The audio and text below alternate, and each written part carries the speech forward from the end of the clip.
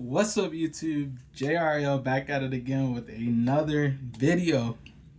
And today, we got another Andrew Tate video. Y'all liked the last one, so I brought another one to the scene. This one dropped a couple of days ago. I didn't peep it. It must have been on a different platform or something, because I don't know. They just didn't recommend this one. You know, when it comes to Mr. Top G, billionaire honcho, when it comes to him, they always try to censor him, and we like, nah, we don't need that over here. But I'm not gonna bore y'all with a long intro. We gonna get right into it.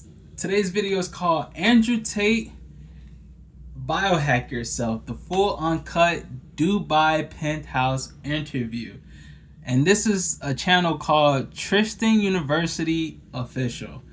And if you're new to this, when we start the video, it's gonna close out, get back in, and we're gonna get into it. Don't worry. Mr. Andrew Tate, thank you for doing this. All right, see, you didn't call me a liar. There's a lot of subconscious and conscious efforts that we all make to try to stay healthy. Can you talk to us about both sides? Like, what do you do normally? She got that shit on. Hold on. Off-camera conversation, you were talking about. She's fly, bro. Is she take lessons from Piccolo? Come on now, or is unmatched right now? I eat once a day. I eat a lot of meat. I try and avoid processed sugar. I love the sun. I try and be in the sun as much as possible. I don't really wear sunscreen. If I feel like I'm in really crazy sun and I start to burn, then I may avoid it, but that very rarely happens to me. I don't really burn, so I'm quite lucky from that perspective. I drink a lot of water, about 10 liters of water a day. A lot of caffeine, at least 10 coffees a day, I believe are good for me. I also was big on smoking. I actually believed that nicotine was good for me, but I've had to stop for this fight, so I'm taking a 3-month hiatus. And I guess that kind of ties into the conscious and unconscious, because I do also do a lot of things very consciously. I am quite consciously trying to repair my body a lot of the time. I believe that your body itself and your mind is a very complicated chemical factory. And if you need a chemical to get something done, I believe you can think yourself into getting that chemical. And a lot of people don't consider doing that. They get hurt or something hurts, and they run straight to the doctor to take a pill. Whereas if you lay still in bed before you go to sleep and you consciously imagine, directing your chi or, trying to repair that part of your body, you'd be surprised how it actually seems to work. So, of course, I have no scientific evidence for these things. It's just what I do. So I'm very conscious with certain things when it comes to like preparing myself and trying to make sure if something hurts, I think about how I imagine it getting better, and it seems to get better. Yes. And I've always been quite good at that with the power of the mind. I used to smoke 10 cigars a day for 10 years, and then I decided to fight, so I quit. And it's been 3 months so far, and everyone told me quitting smoking was hard, but it turns out it's actually very easy. So talk to us about your Dang, he just eliminated all beliefs that people go through. Belief number 1, he said, quit smoking? Easy. You can do that. Come on now, that's easy. If you got the will and the mind, I can do that easy, quick. That's billionaire honcho for you. Come on now. Second thing I want to point out is what we like to dive into on this channel. It's the power of the mind. The mind is an amazing tool because, like he said, you can literally think of a situation you want to go through and actually do it to the best of your ability. And you, at most times, will be triumphant of that ability. So I thought that was powerful. Let's dive into the rest. Bringing. What has built such a resilient brain? I was raised in a military household. My father was in the Air Force, and I was a chess champion when I was young. So even at a very young age, I had to sit at the board for many long hours and dedicate myself. And chess is a fantastic thing to learn when you're young because it teaches discipline, it teaches self-accountability, which is the most important lessons, I think, for life. If you lose, it's your fault. And then to get better, you have to dedicate yourself. And also, after a game, you have to analyze it. You have to sit down and work out where it went right, where it went wrong. You have to self-analyze. And I think that's one of the things people don't often do enough in life is self-analyze and sit down and take 100% accountability for something that happened to them and see what they could have done to avoid it. People will get in a car crash, and they'll say, I got in a car crash, it's not my fault. This guy came out of nowhere. Which is true. Whereas I look at it differently. I got in a car crash. Okay, he came out of nowhere. Could I have seen him coming if I wasn't listening to the radio? Could I have seen him coming if I wasn't on my phone? Did I have to go out driving at 3 o'clock in the morning in the rain? Could I have avoided this? So I take absolute accountability for everything all the time. And I try and analyze everything from that perspective, and it allows you to make better decisions moving forward.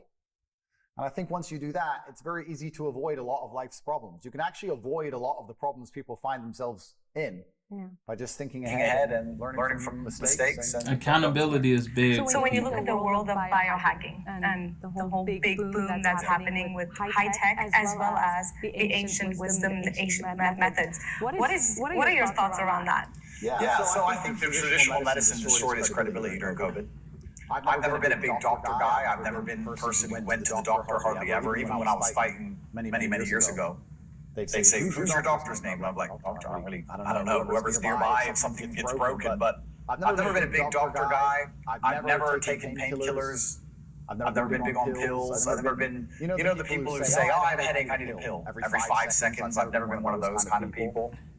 So I never really was big on the health industry as a whole, but I think the world was until COVID, where they showed that they're actually human, they're fallible, and they're corruptible, and they don't always have your best interests at heart.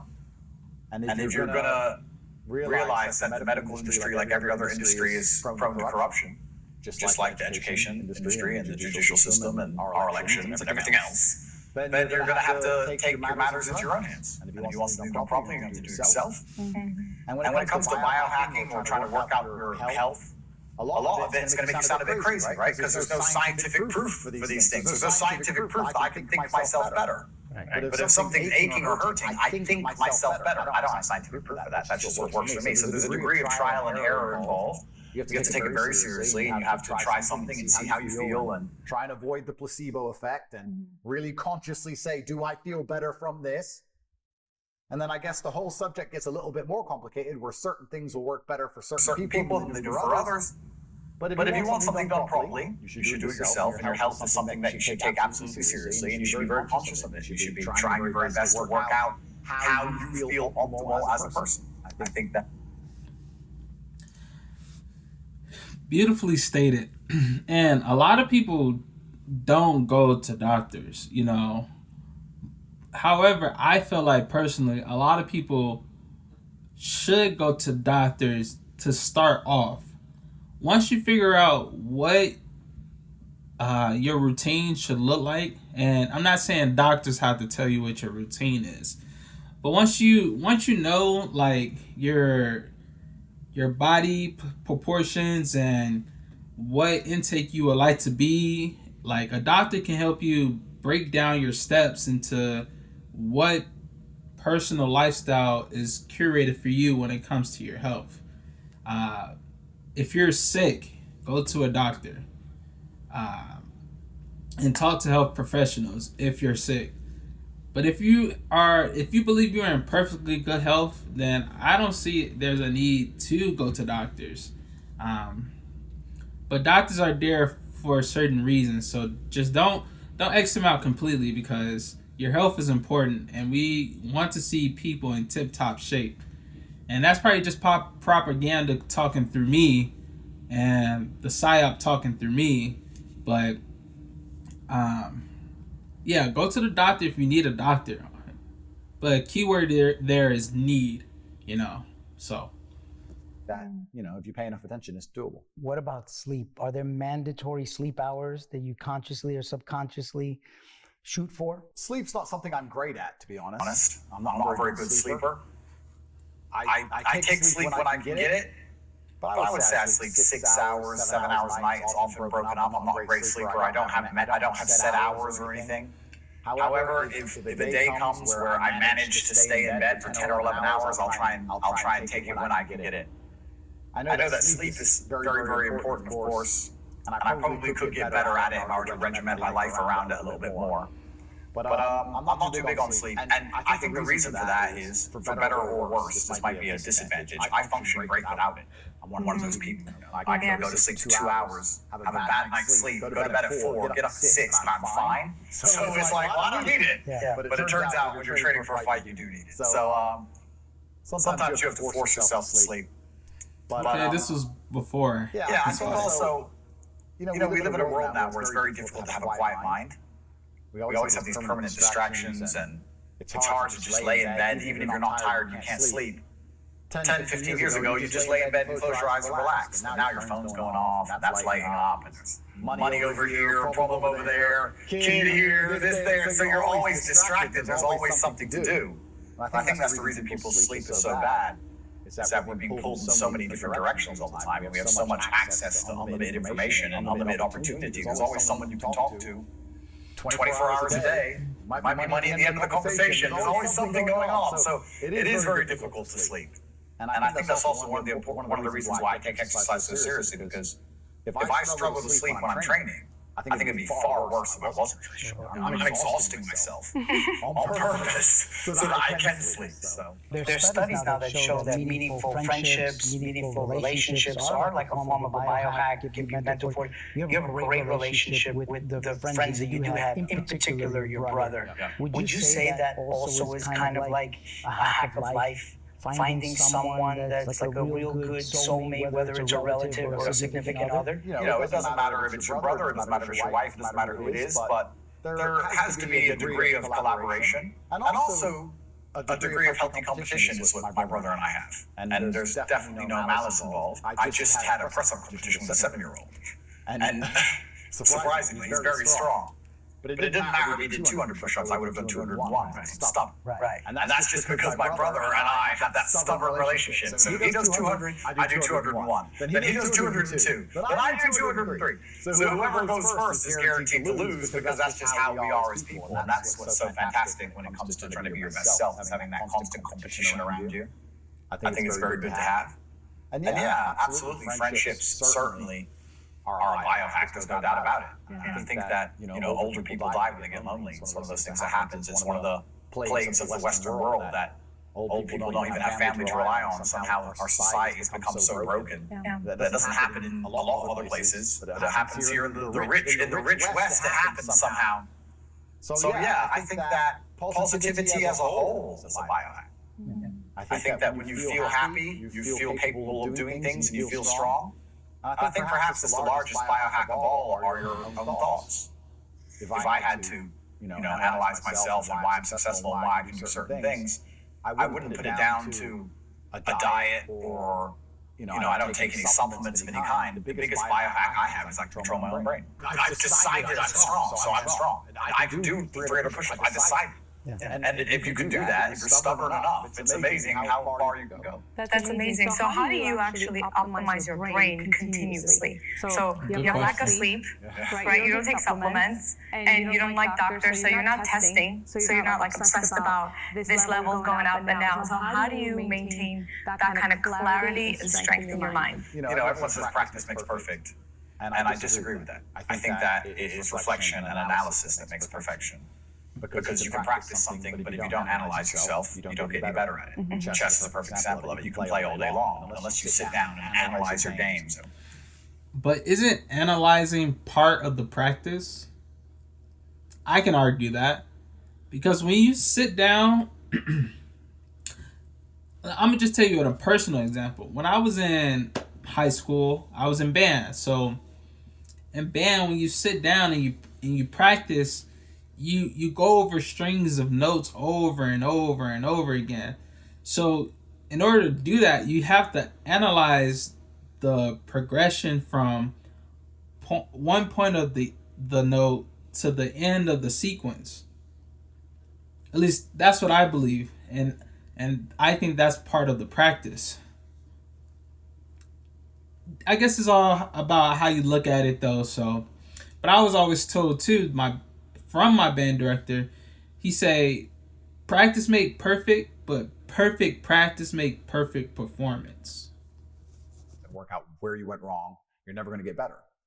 And it's the same with anything like public speaking, right? There's people who've been speaking for 8 years and can't speak as well as people who've been speaking for 20 years. Why? Because someone who's 20 will watch their speech back and they'll say what they did wrong and then analyze every single part of it. So I think when it comes to thought patterns and it comes to life, it's exactly the same thing. I try and keep my mind optimized to get what I need done. If I'm ever in a stressful situation, I sit back and think, did I handle that the best? And if you do that long enough, you get to a position where next time a stressful situation appears, you understand it's a stressful situation, you understand the consequences, but you don't really feel the pressure that you did before. You don't panic, you don't rush because you've been there before, you've been through it. And with enough adversity, eventually I guess you get kind of good at adversity. You just get good at it. My brother and I recently had a very interesting few years. And we did fantastically well because we're prepared for those years. And a lot of people in our situation wouldn't have done as well as we did. So I think it's just a matter of looking back and analyzing yourself and analyzing how you performed and making sure that you're prepared for it to appear the next time. And God is fortunate enough to keep us entertained because He gives us endless problems. You're never bored. So as long as you're prepared for them and you enjoy the ride, we said earlier about positivity being a biohack. That's true. Everybody says that you should choose something you enjoy because that's how you make money, because you're good at things you enjoy. And that is true, but I think you can also reverse that, and if you enjoy everything you do, now all of a sudden you're good at everything. And I know that seems like a language trick, but it's true. If I'm forced to do something, which I kayaking, kayak. I say, okay, I'm going to really enjoy this kayak. I haven't been kayaking in 10 years. Yes, I'm going to kayak. And all of a sudden I have more energy to kayak, and I go further than if I didn't. So if you enjoy things, you're good at it. So more plates, more dates. Recently did a blood marker study on you to kind of like quash all the rumors if you were on PEDs or any type of thing. Talk to us a little bit about the results, and if you saw anything on there maybe where, maybe I need to up my vitamin C or less vitamin D. Like in my case, I wasn't supplementing for vitamin D, but my genetic makeup said too much sun is no good, and I'm overdosing in vitamin D. Did it open your eyes? Well, first of all, let everybody know what the results were. Yeah, so my testosterone level's pretty high. It's at the upper end of the natural scale. I think that's just because I'm competitive. I think it's because I'm a very competitive person. I have a competitive environment I'm in, so I think my body naturally reacts to competition. And like I said, if I think I want to be strong or I think I need to fight, my brain reacts to what I think. I tell my brain what to do, as opposed to being told what to do by my mind, like a lot of people are. A lot of people feel sad and they're told to be sad by their brain, whereas I tell my brain if it's sad or not. Actually, I decide. So that's part of it, but it confirmed I wasn't on any kind of PEDs, which I never was. I've never needed them, and I've been tested my whole life. It did say something about cholesterol, that my cholesterol was high. And then I've read some studies that that's actually a good thing, but I was always told in traditional medicine, which I don't even believe in, that's a bad thing. One of the things that's interesting about not believing in science and studies, it's kind of like, where do you go from here now? Because I don't believe what doctors say. Yeah. But I feel in good shape. I look in good shape. I train very hard, so I'm kind of at the point of, I know I look after myself, I train very hard, I know I eat well, I know I'm very physically fit, so it is what it is. Whatever I have is what I have, and I think I'm going to be okay. So ever since we got into this biohacking journey, because of our son, I've gotten obsessed over measuring and seeing before and afters. In fact, about 6 months ago, I made it to the top 100 of the longevity Olympics on 96. So I want to ask you, since you're so competitive, have you gotten obsessed over really like making it to 150? There's a big obsession now amongst the biohackers. There is, yeah. I see everyone saying that people are going to live a lot longer than before. And if you would have said that to me 3 years ago, I would have thought, nah. But now I see it, the rate that we're advancing with AI and ChatGPT and all this crazy stuff's happening. And we're all so used to the world changing now that none of us even pay attention. Think about it. 3 years ago, there was no ChatGPT. Now everyone just has AI on their phone like it's nothing. And everyone just talks to the machine mind like it's nothing. And we're all just like, yeah, whatever, boring. So what's going to happen in the next 20 years? I have no idea. It may be very possible. I'd love to live as long as possible, of course I would. But I don't really measure my health anything outside of my physical performance. I just measure my endurance primarily from fighting and from training. And I'm 38, I'm 39 in December. So maybe when I get a little bit older, I'll be a little bit more obsessed with the markers and stuff. But I genuinely feel good. And I think that's one of the most important things is I feel good. And I optimize my habits for what makes me feel good. If I feel good, I do it. Yeah. And that allows me to have a more positive mindset and tied back into everything else, enjoying my life, enjoying what I do. So as long as I feel good, that's what I optimize for. There's no need for testing. I mean, yeah, I know that sounds kind of ignorant, I guess now I hear it back. But truthfully, yes, if I try something, if I try a supplement, I am very, very conscious of the placebo effect. Right? You have to be capable of truly deciphering if it's the placebo effect or not. Yeah. But besides that one point, I'm very conscious of it. If I try something and I feel better, then it's good for me. If I try something and I feel worse, then it's not good for me. And that's my basic premise. Have you ever had any health battles or anything that kind of took you down for a while and then you were able to heal back? Yeah, so when I was in jail, they identified a spot on my lung, and I had to have a lung biopsy, which from a Romanian jail cell, which was a fun experience. But that turned out to just be a scar when I had pneumonia when I was young. But even when they first found this spot, they were like, it could be cancer, it could be this, it could be that. I just knew it wasn't. But like, what do you mean no, it's not? We need to do a biopsy like that. I just knew it, like, no way. I just knew it wasn't. I don't know how to explain. I just knew it wasn't. I felt too strong. I felt too good. But what led to that? Did you feel something or what? No, I had an X-ray on my chest, and they just found the spot. And they're like, "This is a big problem. It's going to be this, and this." But it never crossed my mind that it was. I just knew it wasn't, and it turned out to be a scar, and everything was okay. But I've never really had any serious, super bad health battles I've had to fight. Luckily, I've broken ribs in fighting, and broke my hand, and that kind of thing. But it's amazing how the body heals. It's actually one of the most amazing things on the planet. It's actually a miracle how the body can heal. It truly is an incredible thing. And I always believed I'll get better. So luckily I've been good so far. I've had nothing I've really had to do with so far. So this fight is coming up in when? December 20th. December 20th. Out of curiosity, is this a warm-up to potentially maybe doing something in the UFC in the White House lawn? Well, I told Dana I'd fight. I mean, that's an opportunity I'd love to do. And I have fought MMA many times, but I'm traditionally a striker. I'm not a grappler. So would I get wrestled and beaten up? Maybe. I don't know. But I'm not really afraid of losing. I've never been afraid of losing. I'm afraid of not taking the risk and not taking the chance. I can live with the loss, but I can't live with the what if. I just can't. And that's been the motto of my life that's allowed me to be so successful. If I have an idea, I'm perfectly happy to try 100% and fail. But I'm not happy to not try it, because then it bothers me. And I'm not happy to try 99%, then it bothers me.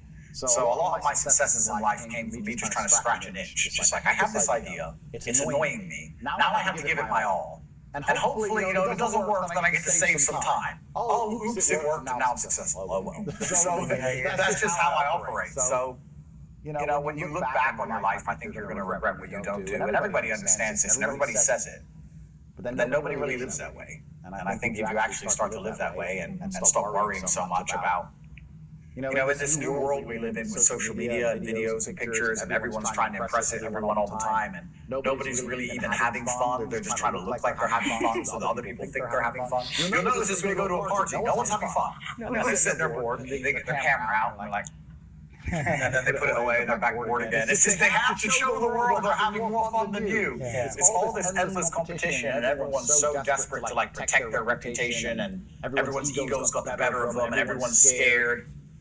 But I don't really care about any of that. I don't care if I win. I don't care if I lose. I just care that I can look in the mirror and know I'm not afraid. And that's what matters. Or if I am afraid, I act anyway. It's perfectly fine to be afraid and then act. In fact, you talk about biohacking, I would argue that fear is a fantastic biohack. I would argue that fear makes you sharp. Fear makes you react quicker. Fear makes you more perceptive. You're scared alone in a dark forest, you hear everything. So fear is great as long as you don't. He was about to say fear is great, Yeah, fear is great until you freeze. What Black Panther say? I never freeze. Froze. Almost got cooked, So you gotta be careful with that. Let it control you. So yeah, I and also I want to know if I still got it. So we're gonna So one of the things we learned, right? It's almost like your line of work in the fight business. It's avoiding things. So now we're aware about plastic and microplastics, so we try to avoid it. It seems like your whole life, naturally, you were avoiding a lot of toxic stuff. It doesn't matter with the cigarettes and cigars, a few meals here and there, but overall, you were kind of like the Floyd Mayweather, avoiding all the bad stuff, but now, this information is more out there, right? The Wi-Fi's, the EMFs, the environmental toxins, what you're breathing. Are you now more acute and more aware? And as you get older, like you mentioned, maybe when I get older, I can't play the young card anymore. Yeah, and it's getting difficult, because you talk about Wi-Fi and EMF, 5G, and all these things. It's everywhere. Yeah. It's crazy. It is everywhere. I think you just have to be very, very conscious of how you feel all the time. You have to analyze it. Like if a certain light bulb gives you a headache, you change that light bulb. I think a lot of people are very lazy when it comes to these things. Yeah. A lot of people will be in an environment and they'll start to feel a certain way, and they'll kind of just accept it. Yeah. Or they'll just be like, oh, well, it's unavoidable. Or even worse, they'll run to the doctor. And the doctor will diagnose them with something they haven't even got. They'll start taking a pill they don't even need. And they love to own their diagnosis. 100%. A lot of these people who are desperate to, constantly, go doctor for X, Y, and Z, it's just, I would argue, it's a quest for individuality of some kind. And you can probably tie it into, there's mental health issues, people do the same thing. Oh, you don't understand me because I'm this and this and this and this. You're not so unique and interesting. I understand you're lazy perfectly well. And you're just making excuses and you've got new labels, that's fine. But if you want to do it, you do it. If you don't want to do it, so you don't. So I'm very black and white with these things. And it makes them not like me, but it is what it is. So I think a lot of it is a quest for individuality. And you'd be amazed how people grasp onto their individuality and it becomes who they are, which means they'll die to defend it. Then you go back into the matrix, right? It says people who are not prepared to be freed will fight to defend the system. So there are certain conditions that people have that if you tried to fix them and say, no, actually, you don't need that pill. You need to do this, this, and this. And they'd look, no, wait, that's personal accountability, personal responsibility, discipline? Wait. No, I'm this and you don't get it. That's their defense. So one of the things I'm gathering from this interview is you have a clean gut. Like you never taken painkillers or any of that stuff. And there's a real big correlation to the gut-brain connection. So you have this gut that's been able to keep your mind sharp, your body sharp. But you also fast every single day. Every single day. Eating one meal a day, you definitely don't have a leaky gut. Right. And you're definitely like clean. Like your zombie cells are constantly detoxing out of you, so your pool is clean. Yeah, I think I genuinely feel better when I'm a bit hungry.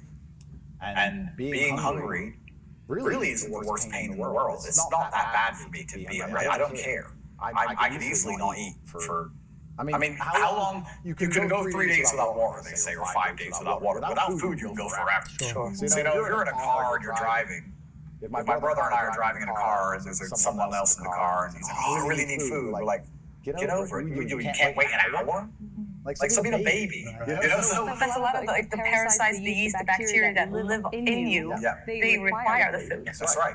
But if you're constantly cleansing, there's no home for that. That's right. So I don't mind being a little bit hungry because I feel better that way. I feel more on, I feel sharper. It's better for me. And like I said, if you feel good about something, you do it. So I came up with this whole eat once a day, load myself with lots and lots of water and lots of caffeine theory long before intermittent fasting was even really a big thing. I just thought, I feel better this way. This is how I feel good. And if I would have gone to any doctor, they would have told me I was crazy. And I shouldn't do that. And the food pyramid, and I need snacks in between my 3 meals a day. And breakfast is the most important meal of the day. I haven't had breakfast in years. So it's amazing how you can just ignore them all and come up with your own conclusions based on feedback. He sounds just like the 102-year-old man we interviewed. It's in the magazine. You got to read the article. Our daughter interviewed him, and we interviewed him. He's like, he was talking, and we're like, you intermittent fast. That's what you do. Basically, your same lifestyle. The dude, well, first, he was a World War I veteran. He's accomplished so much. He was the CEO of a major company. He lives in Boca. We interviewed him in his home. And it's funny, our kids interviewed him because we're like, you guys have to interview him to see how well he ate and whatever. And the first thing he says is like, I eat whatever I want, whenever I want. Oh, and his motto is so what? That's his like, so what? Someone doesn't like you, so what? But if you eat once a day, you can almost eat whatever you eat. Yeah. If you eat one meal a day, you can just eat. And you're done, and you're never going to go over your calories, and you're done. It's easy. Yeah. And the painkiller thing you actually mentioned, I didn't realize how rare that was, but I think that's one of the biggest plagues of modern society. Is every 5 seconds people are popping these Tylenols, these painkillers. It's crazy. Girls are the worst. Girls, I have a headache, I need a painkiller. You haven't drunk. I haven't seen you drink a glass of water. Come on now. In a day and a half. That's how you have a headache. You're dehydrated. You know? So I think that this constant, and it's really bad for your mentality, even worse than your body. You feel a little bit of pain and you instantly have to capitulate and eat this pill and damage your liver instantly. Like if I do, I'm a professional fighter. I get punched in the head. If I have a headache, I still don't take a pill because it's not worth it. I just drink some water and wait for it to go away. So if I can get punched in the head and not take painkillers, why do you? And like, oh no, it's a migraine. You don't understand. I think I do understand, and I think your mentality is. I think you should stop. And it's the thing I've noticed people do. I see people taking painkillers 3-4 times a week. I can't think of 3 or 4 times in my life I've had painkillers. Wow. So, What I correlate that to, I always think our cells are like our little babies, right? If you really look at that, they keep us alive. If your baby is crying, would you just shut the door? That's And right. go away and start. Well, the baby's not crying. That's basically you're ignoring your signals, and your cells, this is why the cells end up dying, because you're not listening to them. I wanted to ask you something. So from the physical perspective, you're pretty plain and simple, right? Hydration, massive hydration, lots of coffee, not a lot of sleep, simple food once a day, not a lot of biohacks, not a lot of supplements or gadgets, sun, simple stuff. Talk to me about quantum and emotions, and I've heard you speak about being stoic. Men are stoic, right? But there has to be some sort of connection with the quantum energy. Like, what are your beliefs in that? I really do believe, like, I don't want to get too, airy-fairy or anything, but I do believe that we shape reality. And when I say that, it doesn't mean we necessarily change the world with our thoughts, but we certainly change how we perceive certain things with our thoughts, and you can live inside of your own world. And it's the only thing you're going to experience. If I imagine I'm being followed, that doesn't make anyone follow me out in the physical world. However, if I truly believe I'm being followed and I go through my life believing I'm being followed, I'm going to see the same person twice by accident, and now all of a sudden I'm paranoid and I'm being followed. My reality becomes true because I believed it. It doesn't matter if the outside world changed or not. So you can shape your reality any way you want. When I give that example towards the negative, everybody understands it, but not enough people understand it towards the positive. And you can shape your reality to believe that every bad thing that ever happened to you was a good thing. And it's never too late to have a positive memory of a negative experience. And if you like who you are and you like the life you're living, you have to be glad for every bad thing that ever happened to you. You can truthfully remodel your entire mind to be like, I know this is hard. I know this may not be something I chose to happen, but this is actually a good thing. This is a fantastic opportunity for me. And I'm very glad I get a chance to test myself. And I'm going to once again double down and prove why I'm different than everyone else. I'm going to do something that no one else thought I could do, and I'm going to pull it off. And with that kind of belief, it's amazing how often you actually pull it off. We're all sitting here, we're all functioning adults, we're all alive, and we've all had times in our life where we thought, I'm not going to get through this, whatever it was. And here we are. So it's amazing how resilient we all are, and you just have to remember that at the time. I heard a quote from Steve Harvey. He said, "Your track record of living every day is 100%. 100%. You lived every day unscathed. You lived to tell the tale. Your track record is 100%. Be grateful." Shout out Steve Harvey. Shout out Andrew Tate. Remember that everything always works out well in the end. And it makes you a powerful person. Tell us one time that you thought you may not make it through. I always knew I'd made it through, but there's times you just think, I just can't wait for this to be over, or how is this going to all play out? How is this all going to end? But I wouldn't say, it's funny because my brother and I have a close relationship, but we're actually very different people. He's the eternal optimist. I wouldn't actually say I'm an eternal optimist. I have a very different view on things. I don't think I'm eternally optimistic, but what I do know is that whatever happens, I can handle it. Right. If that makes sense. So I'm like, even if I'm miserable in the future, I know I'll be a very functioning miserable man. I'll be fine. Like I'll get my work done. My bills will be paid. Everyone who needs me, I'll be there. My kids will be raised. I know, so it doesn't matter because I know I trust future Andrew to handle it. Got it. Future Andrew is a guy I believe in. So if you believe in the future you, it's like, because the future you, as long as you're constantly self-reflecting, is going to be better than the current. Sure. So if you believe in yourself now, you have to believe in the future you even more. Right. So when you're going to sit and take a risk, I'm going to invest all this money, what if it goes wrong? You know what? Even if it goes wrong, future Andrew's the kind of guy who Right. So let's just get it done. You know? That's literally your biggest biohack. My biggest one. Yeah, future Joshua Future, got My it. future self and being You able to control know, my own we brain may be and turn on any owing emotion or some any chemical money I or want. I don't wanna something, get but angry we or got fight, it. and I need the We got chemicals it. that make me Future me rage. got I it. He can got it in the decide. bag.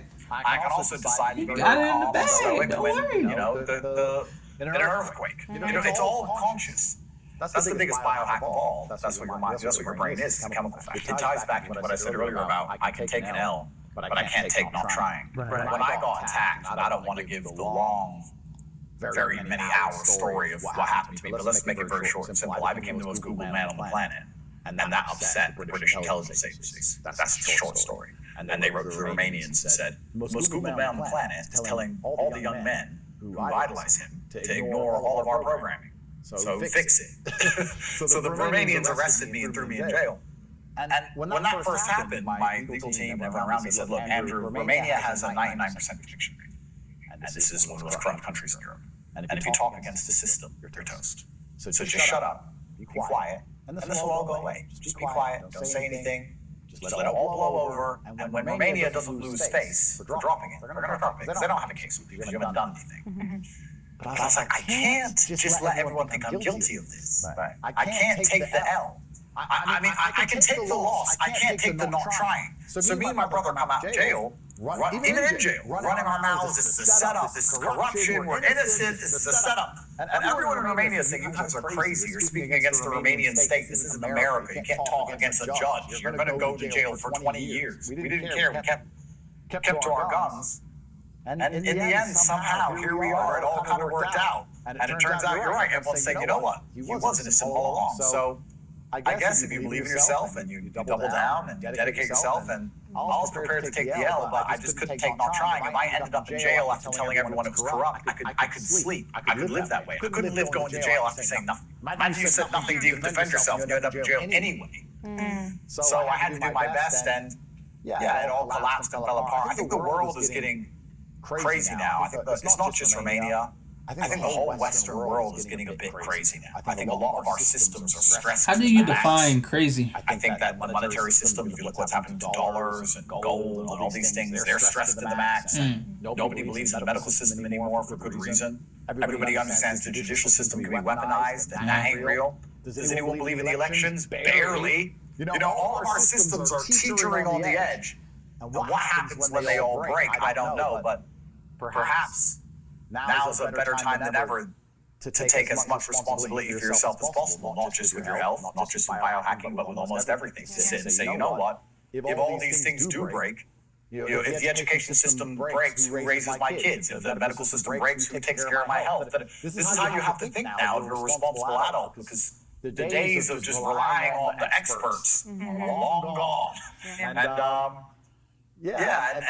I did that with my crypto case. I ignored all my lawyers, and I ignored my PR team, and I said, no, I'm innocent. This is a setup. This is corrupt. So I went out, guns blazing. One of our guys, Adam, he was a student of yours. So talk to us about how someone can interact with you or your companies. What are the different offerings that you offer the general public? Absolutely. So I have the largest online educational platform in the world called The Real World. Escape the Matrix. Join the Real World. Just join therealworld.com. It started pretty humbly. It was a while ago I was saying that advanced education is a scam, that university is a scam. I was explaining to someone when they said, I'm going to go to university, and I said, most degrees are a waste of time. If you want to be an architect or a lawyer or whatever, but most degrees by and large are a waste of time. And he said, why? And I said, because they suffer from double inflation. There's more degrees every year, and the price goes up every year. So it costs more to get one, and they're less valuable. So in both directions, they're a waste of time. Yeah. And even more importantly, you're wasting your years, your most virile years. You're young, you're full of energy, and you're wasting your years just going to classes 3 times a week and partying, as opposed to really dedicating yourself to something. And he said to me, well, what else is there to do? I said, you're right, what else is there to do? Are most people going to university just because there's nothing else to do? So I decided to put together my own little university. I never expected it to become as big as it was. And I basically found a bunch of millionaires I knew who made millions of different things. One with stock trading, one with crypto, one with XYZ. And I put together these 15 ways you can make money online. We structured it for people to begin with absolutely zero, with no knowledge, with no money, just to join and follow the lessons, follow the courses. And it became pretty big. It became pretty large enough for not only the British government to attack me, but they wrote about me in the mainstream media saying that my school is preventing people from going to normal education and how dangerous a person I am. And that's probably the reason they attacked me and put me in jail. And then my payment processor got shut down and we got hacked by a government. We don't know which one. And absolutely, they tried to wreck us. They really feared my school. Because it was only $49 a month. So we were saying to people, How many courses were there? Like how many weeks what's the graduating process? Yeah, so it's $49 a month.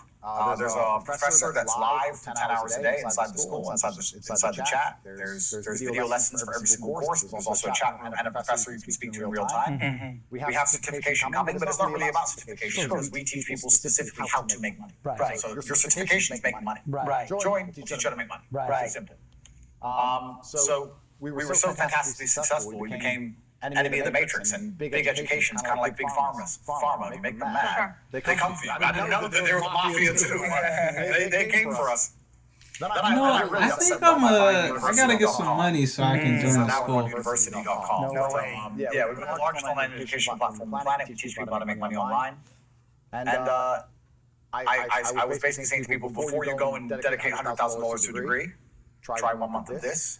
Why not both? I'm just saying, one doesn't have to substitute the other, you know? Now, what is the war room? Because someone told me, hey, Anthony, he has elite people in the war room. What is that? So I have the real world, or University.com, that teaches people how to make money online. And then the war room is my private network, which is kind of almost like once you have money, when you want to meet other high-value people, when you want to meet other people who are doing amazing things in different industries all around the world. There's about 4,500 of us. We're basically just guys who have our lives together who are doing very Nice. So No girls. there's no girls in the war room, unfortunately. I mean, all the guys have lives, so you can see the girls around, but it's... What about the war wife? Wife club. War wife. I like that. That's this idea. Do you have get-togethers or conferences or anything like that? Yeah, so we have actually a big one coming up in Dubai. So each event, there's different themes. Some of them are primarily around networking, which are easy. Some of them are primarily around fun. We had these huge yachts in Croatia, which are around fun. And a lot of them are around testing ourselves. Okay. So we had a war room event called The Test, and I told everybody, I said, you have 6 months to prepare for the biggest test of your life. Obviously, nobody knows what it is. So they're going to the gym, and they're trying to prepare themselves and know what it is, and they all turn up. And they were all given MMA gloves and offered to go a professional fight against an MMA fighter. The next day, on television in Romania, I think there was 100 of them. 65 said yes, 35 said no. When we heard 65 got in there and got their asses whooped. I don't think anyone won, but they got in there and they tried. They took the end. But that's the lesson, right? You know, it's not about winning in life. It's about, are you brave enough to go in there and take an ass kicking? A lot of them did, and they're better people for it. So we have these amazing events. In fact, we have another one coming up in Dubai.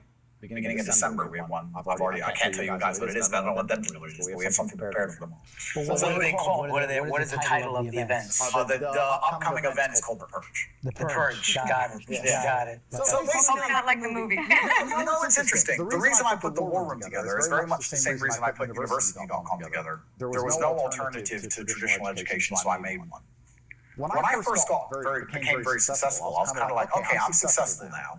Where's all the cool success of me? Right. And you kind of get to a stage, you'll know. You get up there and you're like, well, where is everyone? You know? And I was like, well, let me find the cool guys who are doing cool things. Yeah. So I launched the War Room, and we have some really amazing guys in there. I have to be careful when I say we have guys who work in government, we have guys who are billionaires, we have guys who don't have much money at all, but they have a massive ranch in Montana, and they just drive around on 4x4s all day, and they let us go there and shoot as many guns as we want. It's a great network of guys who are just trying to find their own version of freedom. Right. That's what it's about. All my friends are in there. That's where all my friends are. So we all hang out and get amazing things done. And Dubai is a fantastic hub for the war. We've got probably about 150 members in my life. And health is a big component. I see you have people doing. So you not only are you making millionaires. One of the things we like to say when we have our journalists go around to different events, we want to interview health trillionaires, health millionaires, people that are healthy. You know, their money is health is the real wealth. Well, you know what's so funny, because being in good physical condition or looking like you're in good physical condition, having a good physique, whatever, money can help, but you can't just buy it. Correct. It's one of the few things. It's like love, right? Money can help. You can't just buy it. Right. Yeah. And it's one of the few things left that's like that. Yeah. You know, I mean, maybe in 100 years from now, that will be long gone and it won't be fun anymore. Yeah. But the status symbol of being in good shape is that you walk into a meeting and someone knows your discipline. They know you can dedicate yourself. They can read you up and down. Like I don't want to come across as a bad person. I have enough bad press. But if a man walks in a room and, he's obese, you're going to think, does he have dedication? Is he disciplined? You've proved what happens once you're dedicated and disciplined. You've shown it. So and I think these things are subconscious. I do think they cross your mind. So if a man were to come to me and say, I want to be as successful as possible in business, I'd say, well, then you also need to be as healthy as possible. I think that translates. Any husband tips? Yeah. I mean, fatherhood, the one thing I'll say about it is that I genuinely think it is the best thing you can embark on in life. And I think one of the saddest things about the world today is that everybody is so constantly distracted that nobody really thinks about kids. They say, I want kids later. I want kids. I do want them one day. I want to get my career and I know it's hard because I know it's very difficult to pay bills now and money's out of control and inflation's out of control and I totally get it. But when I see like young couples and they're just obsessed with Instagram and getting as many likes as possible or buying an expensive handbag or going on their 85th holiday, I think that the sooner people have children, the better. I think that you're never going to regret it. And every year you wait to have them is a year you don't get with them. So I would strongly recommend for everybody to have children as soon as they find a good partner that they can rely on. And you'll work it out. One more thing I will notice, and I will say about kids, is that they can be expensive, but they're not as expensive. They're as expensive as you decide you want to make them. It's like anything. It's like a car can be a Ferrari, or it can be a car that just functions. It's a Toyota, but it's still a car. A lot of people say they can't afford kids, and I look at their life and go, you can afford kids. You're just buying a bunch of crap. So I think that prioritizing children is a fantastic way to fix society by and large. I think one of the reasons why Western society is in so much trouble is not just because the population is collapsing. It's not just the mechanics of it, but it's also that people are losing their vested interest in their societies because they don't have when This is what I preach to my friends. I'm the kind of crazy, but I'm the only single one. All my homies, they got girlfriends, whatever, blase, what have you. And I'm always trying to push, like, bro, have kids. Hold on. But yeah, until I was, rudely interrupted. So, yeah, I'm telling all my homies, like, yo, have some kids, bro. Ain't nothing wrong with having children, bro. If I had a good one next to me, she'd have many children. Don't worry. But yeah, that's just my take. I agree with Mr. Billionaire Honcho over here.